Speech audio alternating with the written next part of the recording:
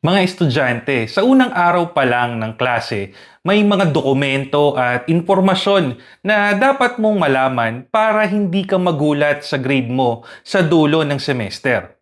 At paano kung ayaw ibigay ng professor mo ito? Ano ang iyong dapat gawin? Ako si Attorney Adrian Antaso, isang profesor, unionista at abogadong manggagawa. Tara, pag-usapan natin ang mga dokumento na kailangan mo para maproteksyonan mo ang iyong karapatan bilang estudyante. Ito ang mga sumusunod na dokumento na kailangan mong hingin sa umpisa pa lang ng iyong klase. Una, ang course syllabus. Dito dapat malinaw ang coverage ng subject, learning outcome, requirements, policy at schedule ng klase mo. Pangalawa, grading system.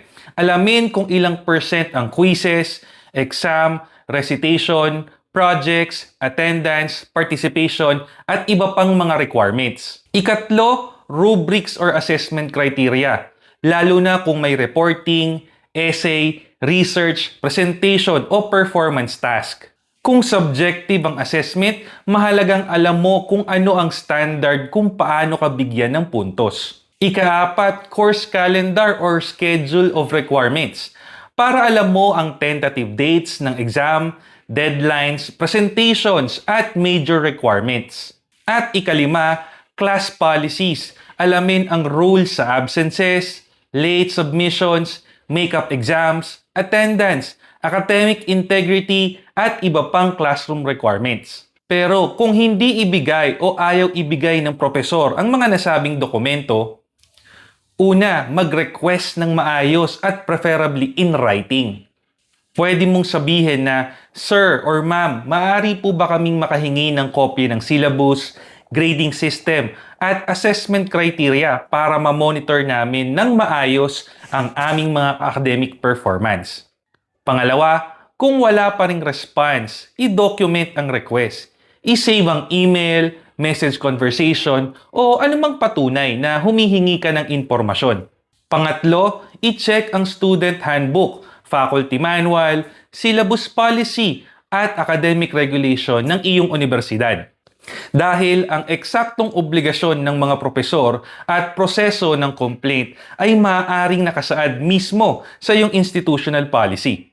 Pang-apat, kung hindi pa rin ibigay, kahit required naman ito sa school policy, i-escalate through proper academic channels. Karaniwang maaaring dumaan sa propesor, after nun, sa program chair, or sa department head. Kung wala pa rin, dumaan sa dean. At kung wala pa rin, dumaan sa Vice President for Academic Affairs o equivalent academic office. Kung may formal grievance procedure ang university, gamitin ang grievance mechanism na iyon.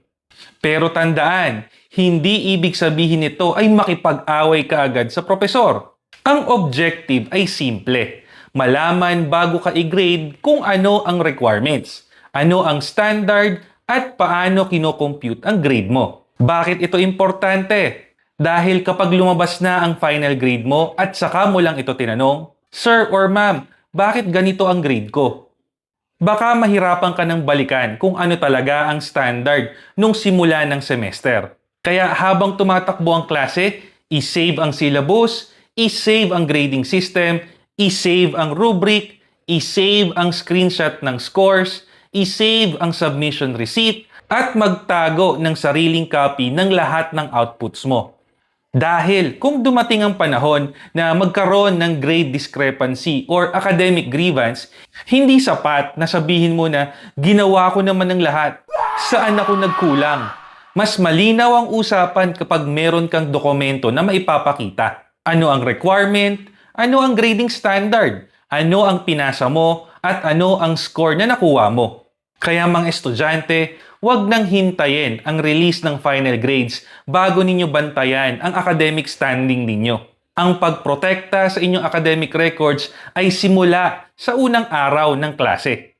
Kaya i-save ang video na ito, i-share sa classmate at lalo na sa mga freshies. At tandaan, mag-aral ng mabuti pero maging masinop sa dokumento.